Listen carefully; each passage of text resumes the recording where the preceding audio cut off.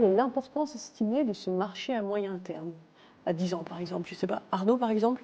Alors, Karen mentionnait tout à l'heure qu'effectivement, Ouais, c'est il a donné un quelques marché très vaste, hein, donc je vais pas donner un autre chiffre, Ouais, non, non, mais si on prend effectivement une estimation à 1200 milliards de revenus aujourd'hui, avec un taux de croissance de l'ordre de 5% par an, ça nous met c'est près de énorme. Il n'y a, 2000 pas milliards. tant de secteur de ça. C'est significatif. Mm. La particularité, c'est que c'est un secteur qui est extrêmement fragmenté et vous n'avez pas d'acteurs globaux.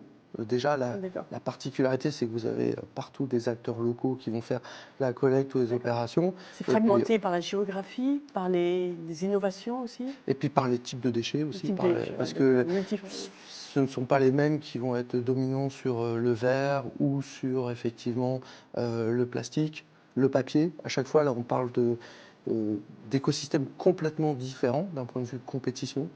Et puis après, on a parlé un peu de la construction. Là encore, on va pas s'amuser pour le coup à faire voyager des gravats. Et donc, on a beaucoup d'acteurs locaux. Sur le sujet des acteurs de marché, de temps en temps, vous avez des acteurs qui essayent justement de se consolider. Aux États-Unis, par exemple, le top 7 a 40% de part de marché.